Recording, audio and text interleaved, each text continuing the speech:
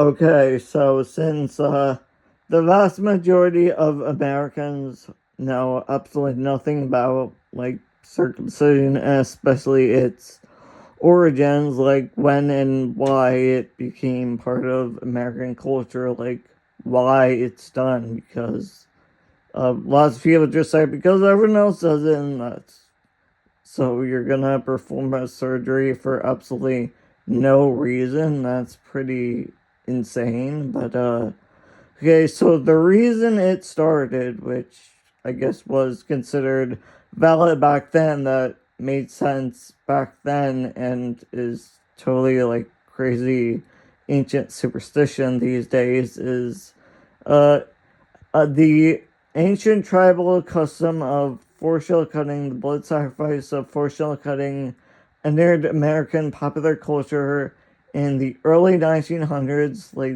the 1920s, 1930s, because back then, like, they didn't even have germ theory, doctors didn't even wash their hands, so they didn't know what caused disease. They had absolutely no idea what caused things like tuberculosis, schizophrenia, autism, hunchback, and like bad breath and rotten teeth and whatever.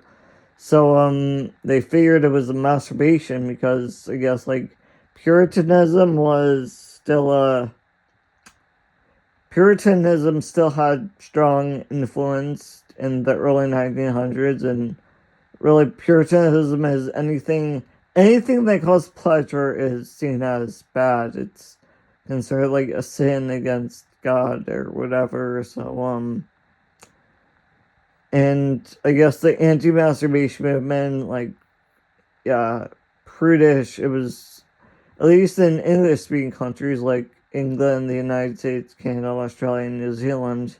The culture was pretty prudish back then in the early 1900s.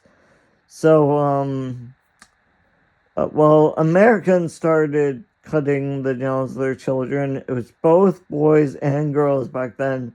So Americans started doing it in the 1920s, but most most families back then could not afford a hospital. Yeah, it was only some of the richest families, so the richest people who gave birth in hospitals. So the only children being circumcised back then were ones born in a hospital. So yeah, those children did end up being healthier, but it was not because they were circumcised. It was because they, came from some of the wealthiest families with more resources, access to superior education, superior nutrition, superior sanitation. So I guess in the 1930s, the rest of American populace, they started to notice, hey, the rich people are doing circumcision.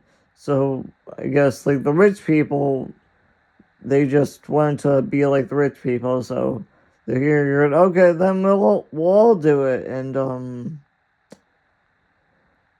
all do it because masturbation.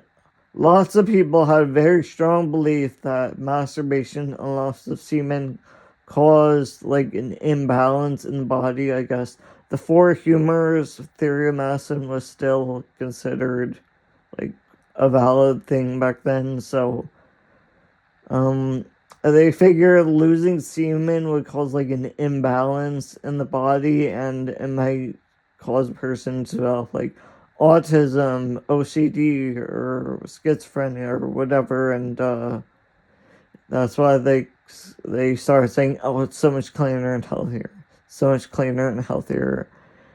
And so, yeah, the reason why the foreshell cutting of children is accepted as normal in the United States today is because in the early 1900s they had medical science was much more primitive than it is today, and they thought the masturbation caused all those everything from criminal behavior and insanity to blindness and schizophrenia, which, of course, no, we know that the things are caused by other things, like some things like autism and OCD, people are just born with, and other things like blindness and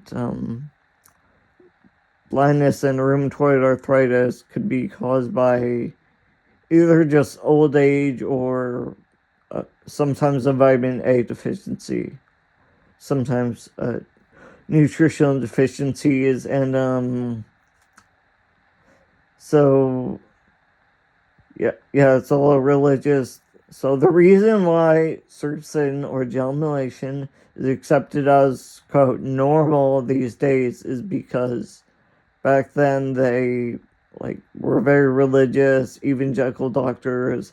They had very strong belief that this masturbation was the public enemy number one, the main cause of criminal behavior, insanity, and whatever.